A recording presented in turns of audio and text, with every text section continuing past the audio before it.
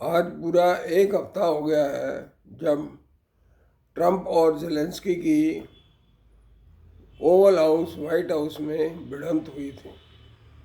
जिस प्रकार एक बहुत ही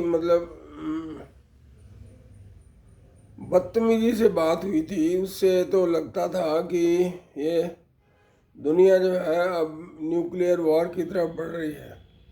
हालांकि अभी भी बादल छटे नहीं हैं, लेकिन पिछले एक हफ्ते से तो यही लग रहा है कि जो है ना बड़ी अनसर्टेनिटी की सिचुएशन है। बहुत अस्थिरता का माहौल बना हुआ है। प्रेसिडेंट ट्रंप जो है वो बार बार कभी कोई डिसीजन लेते हैं फिर उसको बदलते हैं, तो इससे अस्थिरता पैदा हो रही है। शेयर मार्केट ऊपर नीचे हो रहा है। तो भारत के प्रति जो है ना उन्होंने कहा है कि बहुत ज़्यादा टैक्स लेता है भारत, टैरिफ लेता है।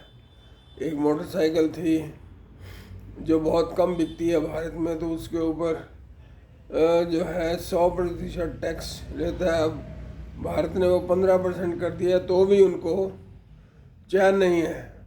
वो बार बार पाकिस्तान की तारीफ कर रहे हैं, क्योंकि पाकिस्तान ने उनको एक जो है टेररिस्ट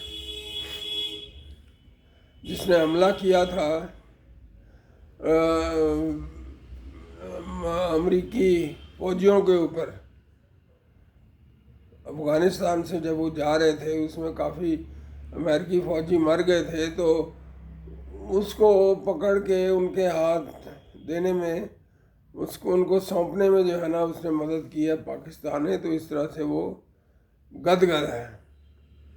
हमारे सैकड़ों लोग मारे गए पाकिस्तानी टेररिस्ट की वजह से, और हमने भारत ने बार बार उनको चेताया, लेकिन अमेरिका ने हमारी कोई नहीं सुनी, कोई बात नहीं सुनी।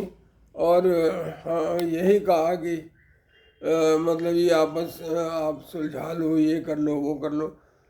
तो अमेरिका ने कभी भी भारत की तरफ तवज्जो नहीं दी। अब जो है, अब ये अमेरिका के जब सिपाही मरे तब उनको याद आया कि हाँ, पाकिस्तान में तो बहुत ज़्यादा टेररिज्म है। अब ये जो लोग हैं, चाइना के राष्ट्रपति ने भी कहा है कि हम हर तरह के युद्ध के लिए तैयार हैं, चाहे फिजिकल, चाहे टैक्स का युद्ध हो या और कोई युद्ध हो या टेक्नोलॉजिकल हो, हम हर युद्ध के लिए तैयार हैं। तो इस तरह के बयान जो है वो सारी दुनिया को नर्वस करते हैं, सारी दुनिया में जो है ना दहशत फैलाते हैं। ये सिवाय दहशत फैलाने के और कुछ कर नहीं रहे। और जो जो बयान उन्होंने दिए हैं मिस्टर ट्रंप ने, वो बयान उनके अगर उनको लागू भी कर दिया जाए तो उससे अमेरिका का नुकसान ज़्यादा है। जैसे टैरिफ लगाएंगे ज़्यादा तो उनका सामान बिकेगा नहीं, ना उनका बिकेगा ना हमारा भारत का बिकेगा। तो इससे ट्रेड जो है का बहुत कम हो जाएगा। ये कोई सोची समझी वो बात नहीं, सोच समझ के बात नहीं की उन्होंने। जो उनके मुंह में आया बोल दिया है। ये ऐसी बातें जो है ये इंडोर होती है और पब्लिक भाषण की तरह से नहीं होती हुई इलेक्शन के मोड में जैसे वो बोल रहे थे अपने लोगों को।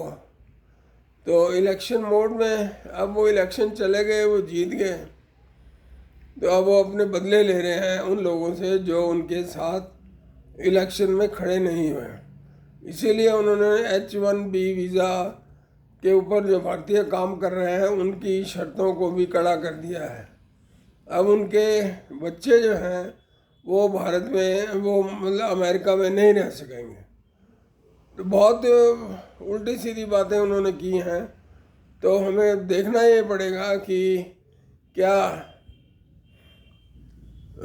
क्या भारत के ऊपर इसका क्या असर पड़ता है। आगे कुछ आने वाले दिनों में उम्मीद है कि जो ट्रम्प ने फैसले लिए हैं उनको थोड़ा सा ठंडे दिमाग से सोचेंगे और उन फैसलों को रैशनलाइज करेंगे, क्योंकि दुनिया जो है अब अकेले रह के नहीं, दुनिया में अकेले रह के जीने के अब दिन जो है वो चले गए हैं। धन्यवाद।